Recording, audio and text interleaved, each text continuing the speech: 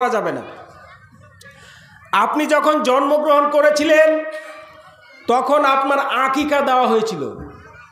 সেই সময় আপনার বাবা আপনার নামকরণ করেছিল, আকিকা দিয়েছিল এবং লোকজনকে জানিয়েছিল যে আমার সন্তান হয়েছে।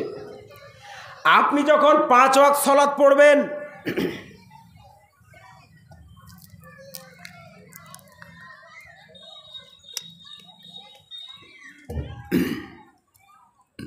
আপনি যখন 5 ওয়াক্ত সালাত পড়বেন তখন আপনি 5 ওয়াক্ত মসজিদে যাবেন, আপনার পাড়ার লোকের সঙ্গে দেখা হবে। আপনি সপ্তাহে একদিন জুমার সালাত পড়তে যাবেন, একটা বিরাট মসজিদে এলাকার লোক সমবেত হবেন। বছরে 2টা ঈদ পড়বেন, তখন আরও একটা বিরাট একটা অঞ্চলের মতো এলাকার লোক একটা জায়গায় সমবেত হবে। বছরে একবার হজ হবে, সে আরাফার ময়দানে পৃথিবীর সমস্ত মুসলিম সমবেত হবে। আপনি যদি মনে করেন যে আমি সালাত একাই পড়ব, সেই সুযোগটা ইসলাম দিলেও ইসলামের কিন্তু সেটা দাবি নয় যে আপনি সালাত একাই পড়বেন। আপনি হজ একা করতে পারবেন না। পৃথিবীর সমস্ত মানুষ, পৃথিবীর সমস্ত মুসলমান একাই একাই রমজানের সিয়াম পালন করতে পারবে না। পৃথিবীর সমস্ত মুসলমান একসঙ্গে সিয়াম পালন করবে, সবাই একসঙ্গে জাকাত দেবে। ইসলাম হচ্ছে একটা সংঘবদ্ধ জীবন ব্যবস্থা, একাই একাই পালন করার কোনো ব্যাপার নেই, সবাই একসঙ্গে পালন করবে। আপনি অন্যায় করলে সমাজ আপনাকে শাস্তি দেবে, আপনি অন্যায় করলে কোরআন সুন্নাহ মোতাবেক আপনার পরিবার, সমাজ, দেশ, জাতি, আমির আপনাকে শাস্তি দেবে। কিন্তু পশ্চিমা কালচারে তাদের মধ্যে কোনো সংঘবদ্ধতা নেই। আমার শরীর, আমার ইজ্জত, আমার শরীর, আমি যাকে ইচ্ছে তাকে বিলাবো, আপনার বলার কোনো অধিকার নেই। একজন মহিলা স্বামী থাকার পরেও 2টা 4টা 5টা তার বয়ফ্রেন্ড রয়েছে, সেই বয়ফ্রেন্ডের কাছে থাকবে, কি করবে না করবে সেটা তার ব্যক্তিগত ব্যাপার। সমাজ এই বিষয়ে হস্তক্ষেপ করতে পারবে না, এটা হচ্ছে তাদের ব্যাপার। দুনিয়াতে যত পারো ভোগ করো, এটা হচ্ছে তাদের জীবন আদর্শ। আর আমাদের আদর্শ হচ্ছে কি, দুনিয়াতে আমরা কোনো কিছু চাই না, আমরা মরার পরে চাই। তাদের আদর্শ হচ্ছে কি, আপনি যদি আমাকে বলেন ভাই 500 টাকা ধার দেন, তাহলে আপনাকে আমি 500 টাকা ধার দিয়ে বলবো যে ভাই আপনার অভাব হয়েছে, আপনার অভাবের জন্য আপনাকে আমি 500 টাকা দিলাম, এর বিনিময়ে আমি আল্লাহর কাছে চাই, আপনার কাছে চাই না। এটা হচ্ছে ইসলামী দর্শন। কিন্তু পাশ্চাত্য দর্শন কি, আপনাকে 500 টাকা দিলাম, তার বিনিময়ে তুমি আমাকে কি দিচ্ছ দাও, তার বিনিময়ে তুমি আমাকে সুদ দাও। 500 টাকার 1 মাসে সুদ কতটা হয় সেটা জুড়ে আপনি ফিরিয়ে নেবেন। কিন্তু ইসলাম সেই কথা বলে না। ইসলাম বলে 500 টাকা তো আমাকে দিলাম বটে, কিন্তু আমি তোমার কাছ থেকে কিছু চাই না। এইটার জন্য আমি এর নেকি, এর সওয়াব আমি তোমার কাছ থেকে নিতে চাই না, আল্লাহর কাছ থেকে নিতে চাই। সব কিছু আল্লাহর দিকে, সব কিছু আল্লাহর দিকে। এটা হচ্ছে ইসলামী দর্শন।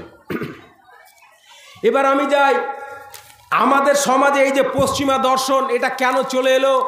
আপনি এই আমাদের সমাজে যতগুলো প্রতিষ্ঠান রয়েছে, আপনি তাকালে বেশিরভাগ প্রতিষ্ঠান, রাগ করবেন না কেউ, বেশিরভাগ প্রতিষ্ঠানে আজকাল নাচ এবং গান দিয়ে সাংস্কৃতিক অনুষ্ঠান হচ্ছে, মিউজিক ছাড়া কোনো প্রোগ্রাম হচ্ছে না। বেশিরভাগ শিক্ষা প্রতিষ্ঠানে কোথাও না কোথাও সিলেবাসের গণ্ডগোল রয়েছে। যারা আপনার প্রতিষ্ঠান চালাচ্ছে তারা হচ্ছে কলমে উপনিবেশ হয়ে আছে, তারা কলোনাইজ হয়ে আছে, তারা বুদ্ধিবৃত্তিক লড়াই পরাস্ত হওয়া জাতি। আপনাদের যাদের সিলেবাস যারা তৈরি করছে, তারা আমাদের সমাজকে পাশ্চাত্য সভ্যতা, পাশ্চাত্য সংস্কৃতি আমাদের সমাজে ছড়িয়ে দিচ্ছে। এটা কেন হচ্ছে? কারণ ইহুদি খ্রিস্টান যারা, তারা আমাদের থেকে শিক্ষায় উন্নত, তারা আমাদের থেকে টাকায় উন্নত, পয়সায় উন্নত, ভাষায় উন্নত, লাইফস্টাইলে উন্নত, এবং আমরা ক্রমশ পিছিয়ে পড়ছি। আমরা যখন ক্রমশ পিছিয়ে পড়ছি তখন আমরা ভাবছি তারা উন্নত হয়ে গেছে, তারা যেইভাবে উন্নত হয়েছে আমরাও তখন ওদের পেছনে পেছনে, ওরা যদি একটা জিন্স প্যান্ট ছেঁড়া পড়ে তাহলে আমাদের যুবকরা সঙ্গে সঙ্গে ছেঁড়া জিন্স প্যান্ট পরতে শুরু করছে। তারা যে স্টাইলে চুল কাটছে, আমাদের যুবকরা তখন সেই স্টাইলে চুল কাটতে শুরু করছে। তাদের মেয়েরা যখন যেইভাবে যেই স্টাইলে ড্রেস পরছে, আমাদের মেয়েরা তখন সেইভাবে সেই স্টাইলে ড্রেস পরতে শুরু করছে। এটা কারণ আমরা কলোনাইজ হয়ে গেছি, আমরা তাদেরকে সুপিরিয়র মনে করছি বলে আমরা তাদেরকে অনুসরণ করছি। আপনি যদি আমাদের সমাজের যদি দিকে তাকান, তাহলে একটা ছোট্ট উদাহরণ দিচ্ছি, বিয়ে শাদী। আমাদের সমাজে যে বিয়ে হয়, এই বিয়েতে একটা বিয়েতে 4টা ধর্মের রীতি ধার করা হয়েছে। ইসলাম হচ্ছে পূর্ণাঙ্গ জীবন ব্যবস্থা। ইসলাম এমন একটা ধর্ম যে একটা মানুষ সকালবেলায় ঘুম থেকে উঠা থেকে নিয়ে রাত্রিবেলায় ঘুম যাওয়া থেকে নিয়ে সারাটা রাত ঘুমানো পর্যন্ত পুরো সময়টা জুড়ে একটা মানুষ যা যা করবে প্রত্যেক জায়গাতে ইসলাম কিছু না কিছু আপনাকে বলছে।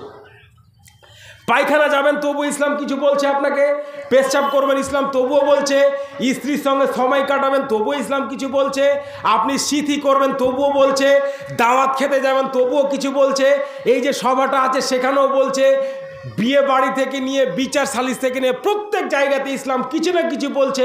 ইসলাম কোনো ফকিরি ধর্ম নয় যে ইহুদি খ্রিস্টানের বা হিন্দুদের কাছ থেকে কোনো কালচার ধার করতে হবে। কিন্তু মুসলিমদের এমন কি হয়ে গেল যে একজন মুসলিমকে বিয়েতে চারটা ধর্মের রীতি ধার করতে হয়। আপনি দেখবেন এই যে আমাদের বিয়েতে হলুদের প্রথা, যদিও ওলামায়ে কেরামদের মধ্যে হলুদ নিয়ে মতানৈক্য রয়েছে, অধিকাংশ ওলামায়ে কেরামের মত হলো যে সমস্ত ছেলেদের গায়ের রং কাঁচা তাদেরকে একটু পাকা করার জন্য হলুদ মাখানো যেতে পারে। এটা বেশ কিছু কিছু ওলামায়ে কেরামের মত, আমি ওই বিতর্কে যাচ্ছি না, আমি আমভাবে বলছি।